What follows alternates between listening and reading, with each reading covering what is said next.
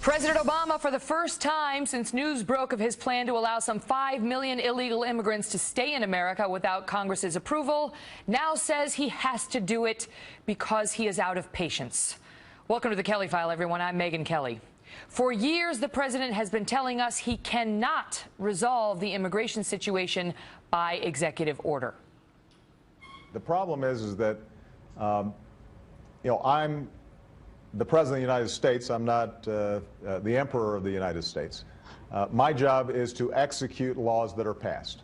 The easy way out is to try to yell and pretend like I can do something by violating our laws. The notion that I can just suspend deportations through executive order, that's just not the case. And yet, we know today he apparently has a very different view of his powers. Asked about his apparent 180 in position, the president late yesterday claimed he has not contradicted himself at all. Well, actually, my position hasn't changed. When I was talking to the advocates, their interest was in me, through executive action, duplicating the legislation that was stalled in Congress. And getting a comprehensive deal of the sort that is in the Senate legislation, for example, does extend beyond my legal authorities. There are certain things I cannot do. What happened to "I'm not emperor"? Joining me now, Fox News senior judicial analyst Judge Andrew Napolitano. I mean, it is a clear 180. And the attempt to now say, oh, I was only speaking to those who wanted me, with the stroke of my pen, to just enact the entire stalled Senate bill is a straw man. That's not what they were pushing him to do. They wanted him to suspend deportations. That's what he's about to do. When he suspends deportations and when he imposes his own conditions on those suspensions, he's effectively rewriting the law. And that violates his oath to enforce and uphold the law as it's been written.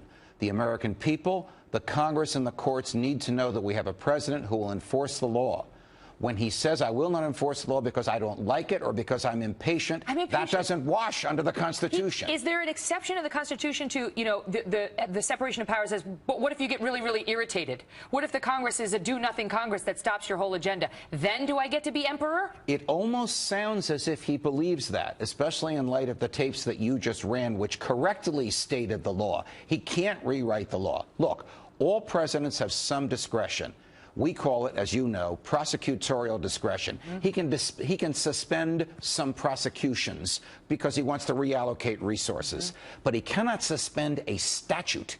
And if he suspends the prosecutions of 5 million human beings under certain conditions that he made up, he is effectively rewriting the statute, and the effect of his exercise of his discretion is the opposite of what the law commands. Okay, but when do we get to that point? Because he, in that same speech he gave yesterday, said, well, his new defense is all the kids are doing it. All the presidents are doing it. He talks about executive orders. He talked about Reagan. He talked about Bush 41, saying they've all done it. There's no problem with me doing it. Every president since Dwight D. Eisenhower has suspended some deportations. President Reagan did it to 100,000 families.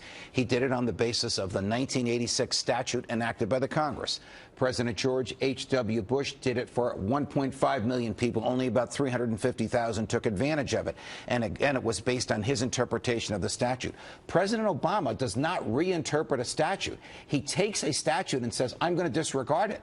I'm going to give you a better one. I'm going to set down a standard, a set of standards that I would have written had I been the lawmaker. He's not the lawmaker. Right. He's the law enforcer. And he already did what President Bush the elder did in giving basically deferred deportation or suspended deportation to 1.8 dreamers, the kids who were brought here early. He already did that. Yes.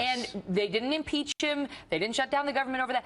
So he got away with that. But now he's raising the stakes to another 5 million. And at what point does he cross the clear line from discretion to completely ignoring his executive obligations to enforce the law? When he grossly abuses his discretion, and when the effect of his discretion is to suspend a statute or to have the opposite effect of what the statute commands, that is a gross abuse. He will be playing with constitutional fire if he does this. I want to ask you